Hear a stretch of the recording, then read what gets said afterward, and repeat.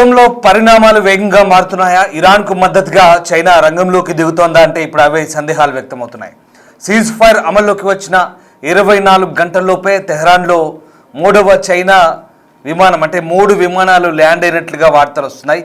ఇప్పటి వరకు సీక్రెట్గా ఇరాన్కు చైనా సపోర్ట్ చేసినట్టుగా వదంతులు వచ్చాయి. ఇప్పుడు బహిరంగంగానే ఇక మద్దతు తెలుపుతుందా అనే వార్తలు కూడా వినిపిస్తున్నాయి. ఇకపై న్యూట్రల్గా ఉండే అవకాశం లేదని, ఇరాన్కి తమ మద్దతు అంటూ చైనా చెప్పే అవకాశాలను కూడా ఇప్పుడు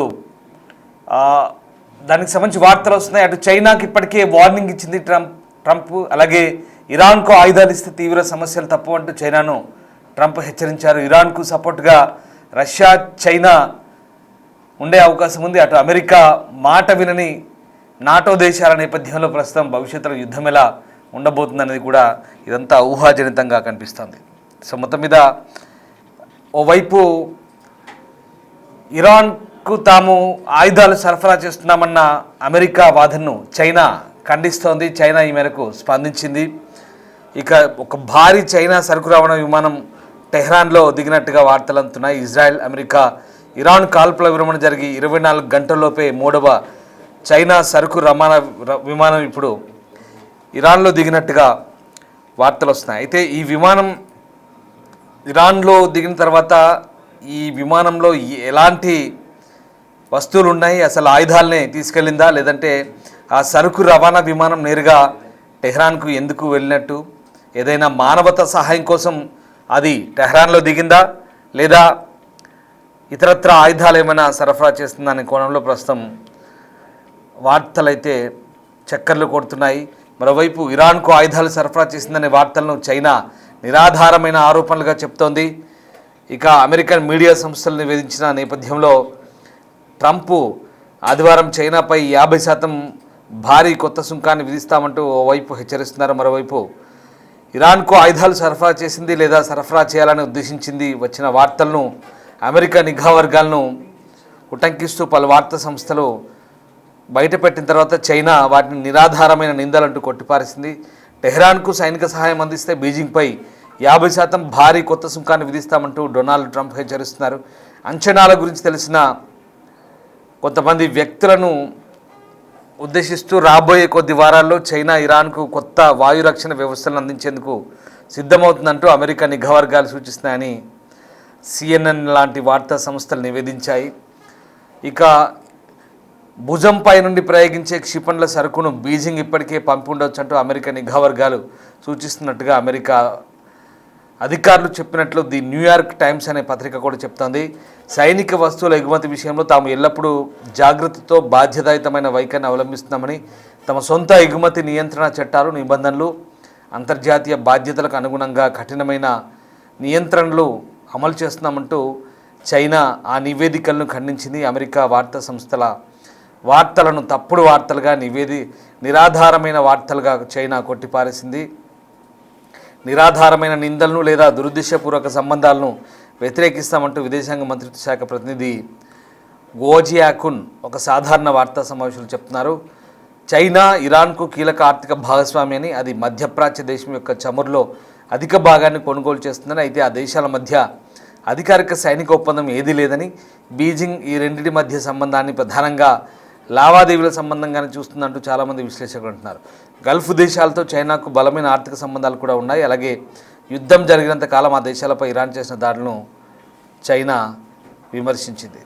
సో మొత్తం మీద ఇప్పుడున్నటువంటి పరిస్థితుల్లో మరి చైనా రవాణా విమానం ఎందుకు తెహ్రాన్లో అడుగుపెట్టిందనడానికి సరైన నిర్ధారణ తెలియదు. అంటే ఇది సరుకు రవాణా విమానంగా చెప్తున్నారు. కేవలం అమెరికా, ఇజ్రాయెల్ దాడులతో నష్టపోయిన ఇరాన్కు మానవతా సహాయం కింద చైనా ఈ విమానాలను పంపుతుందా, లేదా ఆ ముసుగులో ఆయుధాలను పంపుతుందా అనేది ఇప్పుడు పెద్ద అనుమానంగా కూడా వ్యక్తమవుతుంది. ఇరాన్కు మద్దతు ఇచ్చి సైనిక సామాగ్రిని కనుక పంపితే 50% మరింత సుంకాలు ఎదుర్కోవాల్సి వస్తుందంటూ ఇప్పటికే ఫాక్స్ న్యూస్కి ఇచ్చిన ఇంటర్వ్యూలో డొనాల్డ్ ట్రంప్ కీలక వ్యాఖ్యలు అయితే చేశారు. కొద్ది వారాల్లో బీజింగ్కు ఇరాన్ కొత్త వాయు రక్షణ వ్యవస్థను అందించడానికి సిద్ధమవుతుందంటూ నివేదికలు వచ్చిన తరుణంలో ఇప్పుడు ఇవన్నీ కూడా అబద్ధం అంటూ చైనా కొట్టిపారేస్తుంది. చైనా భుజంపై మోసే క్షిపణులను ఇస్తుందంటూ వార్తా నివేదికలు వచ్చిన నేపథ్యంలో ఇక వారితో సంబంధం ఉంది కాబట్టి వారు అలా చెప్తారని అనుకోరని, వారు అలా చేయరంటూ తన అభిప్రాయాన్ని కూడా డొనాల్డ్ ట్రంప్ చెప్పారు. కానీ అదే నేపథ్యంలో ఆయన హెచ్చరికలు కూడా జారీ చేశారు. ఈ నేపథ్యంలోనే ప్రస్తుతం ఈ వ్యవహారం కొత్త పుంతలు తొక్కబోతోంది. చైనా తమ నౌకలను వెనిజులాకు పంపగలదు, వెనిజులా నుంచి కొనమని మేము వారికి చెప్పాం, మా వద్ద అదనపు ఉత్పత్తి సామర్థ్యం కూడా ఉంది, మేము కూడా వారికి చమురును అమ్ముతామంటూ డొనాల్డ్ ట్రంప్ చెప్పుకొచ్చారు. సో ఇదంతా ఒక ఎత్తు. ప్రస్తుతం చైనాకు చెందిన భారీ సరుకు రవాణా విమానం టెహ్రాన్లో దిగడంతో, అంటే కాల్పుల విరమణ జరిగిన 24 గంటలలోపే చైనాకు చెందిన 3వ సరుకు రవాణా విమానం ఇరాన్లో దిగడం ఇప్పుడైతే సంచలనంగా మారుతుంది. మరి దీనికి సంబంధించి ఇప్పుడు ఈ ఆయుధాలు సరఫరా చేస్తున్న అంశంపై వాషింగ్టన్లోని చైనా రాయబార కార్యాలయం కూడా ఖండించింది. యుద్ధం మొదలైనప్పటి నుంచి ఏ పక్షానికి ఎలాంటి ఆయుధాలు సరఫరా చేయట్లేదంటూ పేర్కొంటుంది. మరోవైపు మిడిల్ ఈస్ట్లో ఉద్రిక్తతలు ముదురుతున్న నేపథ్యంలో మరి ఎలాంటి పరిస్థితులు చోటు చేసుకుంటాయని మాత్రం ఇప్పుడు అనుమానాస్పదంగా ఉంది. ఇక చైనాపై అనేక అనుమానాలు, ఇప్పటికీ ఇరాన్కు సాంకేతిక సైనిక మద్దతు ఇస్తుంది, గ్లోబల్ ప్రభావాన్ని పెంచుకోవాలనే వ్యూహంలో అమెరికా చైనాల పోటీని కొత్త దిశలోకి తీసుకెళ్తుందనే రకరకాల అనుమానాల నేపథ్యంలో మరోవైపు ఏం జరగబోతుందనే ఆసక్తి కూడా నెలకొంది. ఇక తాజాగా ఈ చైనా రవాణా విమానం ఒకటి టెహ్రాన్లో దిగిందన్న వార్తలతో ఇప్పుడు మరింత ఆందోళన కలుగుతుంది. అయితే యుద్ధ సమయంలో ఇరాన్కు చైనా ఆయుధాలు సరఫరా చేసినట్లు వస్తున్నటువంటి నివేదికలపై డొనాల్డ్ ట్రంప్ అయితే తీవ్రంగా హెచ్చరికలు జారీ చేశారు. అయితే ఇక ఇరాన్తో చర్చలు విఫలమైనప్పటికీ అంతిమ విజయం తమదేనని, ఆ దేశాన్ని సైనికపరంగా ఓడించామంటూ చెప్తున్నారు. యుద్ధం విషయంలో నాటో వైపు నుంచి అమెరికాకు ఎలాంటి సహాయం లభించలేదని, అమెరికా ఇరాన్ మధ్య చర్చలు జరుగుతున్న సమయంలోనే ఇప్పటివరకు జరిగిన దాడుల్లో దెబ్బతిన్న తమ రక్షణ సామర్థ్యాలను వేగంగా పునర్నిర్మించుకోవడానికి టెహ్రాన్ చర్యలు తీసుకుంటుంది. ఈ క్రమంలో చైనా ఇరాన్కు భారీగా ఆయుధాలు సరఫరా చేసినట్లు కూడా అమెరికా నిఘా వర్గాలు గుర్తించినట్టుగా అంతర్జాతీయ మీడియా సంస్థలు అయితే చెప్తున్నాయి. ఇక అమెరికా విమానాలు, డ్రోన్లను కూల్చడానికి ఇరాన్ చైనా సరఫరా చేసే ఆయుధాలు వాడుతున్నట్టుగా తెలుస్తోంది. క్షిపణి వ్యవస్థను వారం రోజుల్లో అవి టెహ్రాన్కి చేరే అవకాశం ఉన్నట్టుగా తెలుస్తుంది. తన పేరు బయటకు రాకుండా ఉండేందుకు చైనా ఈ ఆయుధాలను ఇతర దేశాల మీదుగా తరలిస్తున్నట్టుగా తెలుస్తుంది. ఈ వార్తలను చైనా రాయబార కార్యాలయం మాత్రం ఖండించింది. ఇక ప్రస్తుతానికైతే షార్ట్ రేంజ్ మిసైల్ లాంచర్లను, ఇతర క్షిపణి వ్యవస్థలను టెహ్రాన్కు సరఫరా చేయడానికి బీజింగ్ ప్రణాళికలు ఉన్నట్టుగా కూడా వార్తలు వస్తున్నాయి. సో ఇది ప్రస్తుతం ఉన్న పరిస్థితుల్లో మరి ఈ భుజం మీద పెట్టుకొని షార్ట్ రేంజ్ మిసైల్స్ అంటారు. మనం ఇవి ఎక్కువ ఎక్కడ చూస్తామంటే సాధారణంగా ఆఫ్ఘనిస్తాన్లో లేదా సిరియా యుద్ధంలో మనం చూసాం. మిగతా కొన్ని ఈ ప్రాంతాల్లో మనము పాకిస్తాన్లో, బలూచిస్తాన్ లాంటి ప్రాంతాల్లో ఎక్కువగా కుర్తా పైజామాలు వేసుకొని ఈ షార్ట్ రేంజ్ మిసైల్స్ మోసుకొని పోతుంటారు చూడండి, అట్లాంటివి. సో ఆ క్షిపణులన్నీ కూడా షార్ట్ రేంజ్ మిసైల్స్ అంటారు. అలాగే కొన్ని ఇతర క్షిపణులు, అంటే ఏదైతే నిఘా వ్యవస్థను అందించేవో ఇట్లాంటివన్నీ కూడా ఇవన్నీ కూడా చైనా సరఫరా చేస్తుంది అనేది ఇప్పుడు ఒక ఆరోపణ అమెరికా చేస్తున్న ఆరోపణ. అయితే ఈ వార్తలన్నీ కూడా చైనా క్లియర్గా ఖండిస్తుంది. ఎక్కడ చైనా ఇక డైరెక్ట్గా కానీ ఇండైరెక్ట్గా కానీ ఇక్కడ నుంచి మేము సపోర్ట్ చేస్తామని చెప్పలేదు ఎక్కడ చైనా. అదొకటి ఫస్ట్. అండ్ అలాగే అసలు విషయం ఏంటంటే ఇవన్నీ పక్కన పెడితే ఇవన్నీ ఆరోపణలు లేదా ప్రత్యారోపణల కిందకే మనం తీసుకోవాల్సి ఉంటుంది. వీటికి ఎక్కడ నిర్ధారణ లేదు. చైనా విమానం టెహ్రాన్లో దిగిందనడానికి వస్తున్న వార్తల నేపథ్యంలో అది ఆయుధాలు మోసుకొచ్చిందా లేదా మానవతా సహాయం తీసుకొచ్చిందా అనేది కూడా మనకు క్లారిటీ లేదు. ఆ ముసుగులో ఆయుధాలు కూడా తీసుకుని రావచ్చు, అది కూడా మనం నిర్ధారణ లేదు.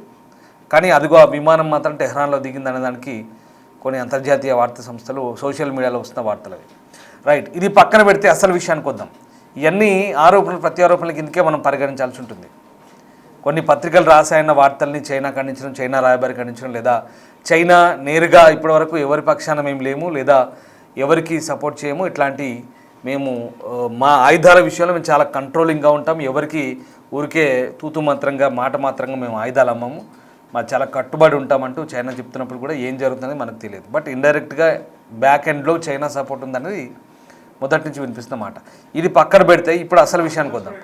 ఇప్పుడు ఇప్పుడున్న పరిస్థితుల్లో హర్మూజ్ అసలు ఇంపార్టెంట్ థింగ్ ఏంటంటే ఈ ఆయుధాలు అమ్ముతుందా, ఆయుధాలు తీసుకుపోయి ఇక్కడక్కడ సప్లై చేస్తుందా, సరఫరా చేస్తుందా అని పక్కన పెడితే హర్మూజ్ మీద చాలా క్లియర్గా డొనాల్డ్ ట్రంప్ చెప్తున్నారు. ఇక హర్మూజ్ను ఖచ్చితంగా దిగ్బంధనం చేస్తామని చెప్తున్నాడు. ఇది మరికొద్ది గంటల్లో ఇది జరగబోతుంది. అంటే ఇవాళ సోమవారం, అంటే ఇప్పుడు ప్రస్తుతం అక్కడ నైట్ అవుతుంది. బహుశా అక్కడ నుంచి యుఎస్ టైమింగ్ ప్రకారం మరి ఇవాళ రాత్రికల్లా, మనకి ఇక్కడ రాత్రికల్లా హర్మూజ్ను దిగ్బంధనం చేస్తామని చెప్తున్నాడు. సోమవారం నాటికి మళ్ళీ డెడ్ లైన్ పెట్టాడు ట్రంప్. సో హర్మూజ్ దిగ్బంధనం చేస్తే అందులో చాలా కండిషన్స్ ఉన్నాయి. హర్మూజ్ను దిగ్బంధనం చేస్తే ఏంటి పరిస్థితి అంటే, బ్లాకేడ్ ఎందుకు చేస్తున్నారంటే ప్రధానంగా ఇంటర్నేషనల్ జలాలు ఏవైతే ఉంటాయో, వాటర్స్ ఏవైతే ఉంటాయో, ఇంటర్నేషనల్ వాటర్స్లోకి ఇరాన్ వైపు నుంచి వచ్చే ఏవైతే నౌకలు ఉంటాయో వాటన్నిటిని తాము అడ్డుకుంటామంటూ అమెరికా చెప్తుంది. అంటే ఇక్కడ ప్రధానంగా ఇరాన్కు ఎవరైతే టోల్ ఫీజు చెల్లిస్తున్నారో చెల్లించొద్దు అని చెప్తుంది అమెరికా. టోల్ ఎందుకు కడుతున్నారు మీరు, టోల్ కట్టొద్దు, టోల్ కడితే మీరు తోలు తీస్తామంటున్నారు. సో అది పరిస్థితి. అండ్ ఇంకోటి ఏంటంటే ప్రధానంగా ఇప్పుడు అమెరికా చెప్తుంది ఏంటంటే, సరే హర్మూజ్ను హర్మూజ్ను బ్లాకేడ్ చేసి దిగ్బంధనం చేసి ఎవరికి ఇబ్బంది కలిగించే ఉద్దేశం అయితే అమెరికాకు ఉందా లేదా అనేది పక్కన పెడితే, కేవలం ఇరాన్ పోర్టు నుంచి వచ్చేటువంటి నౌకలు ఏవైతే ఉన్నాయో, ఇరాన్ పోర్టు నుంచి వచ్చే, మంచిగా వినండి, ఇరాన్ పోర్టు నుంచి అంటే ఇరాన్ దేశం కాకుండా ఏ దుబాయ్ నుంచో, యుఏ నుంచో, సౌదీ నుంచో, ఒమన్ నుంచో వచ్చేటువంటి ఓడల్ని లేదా నౌకల్ని ఎక్కడ అమెరికా అడ్డుకోమని చెప్తోంది. కేవలం ఇరాన్ సంబంధించిన హార్బర్లు, అంటే ఇరాన్ దీవుల నుంచి, ఖర్గు నుంచో లేదా ఇతరత్ర దీవుల నుంచో, ఇరాన్ కోస్టల్ ఏరియా నుంచి వచ్చేటువంటి నౌకల్ని మాత్రమే అడ్డుకుంటామని చెప్తుంది. అంటే మనం కరెక్ట్గా అర్థం చేసుకుంటే ఇరాన్ దగ్గర నుంచి ఎవరు కొంటారు, చైనా కొంటుంది. చైనా ఓడలు, చైనా నౌకలు తప్ప ఇరాన్ దగ్గర నుంచి ఎవరు చాలా తక్కువ తీసుకుంటారు. కాబట్టి ఇప్పుడు ట్రంప్ చెప్తున్న మాట, హర్మూజ్ను బ్లాకేడ్ చేస్తాం, దిగ్బంధనం చేస్తాం, లేదా ఇంటర్నేషనల్ వాటర్స్లో ఇరాన్ నుంచి వచ్చే వాటిని అడ్డుకుంటామంటే దాని అర్థం ఏంటి, నేరుగా ఇక చైనా సంబంధించినటువంటి నౌకలను అడ్డుకుంటామని చాలా క్లియర్గా చెప్తోంది. మరి ఈ విషయంలో చైనా కూడా ఇప్పటికే చైనా విదేశాంగ శాఖ స్పందించింది.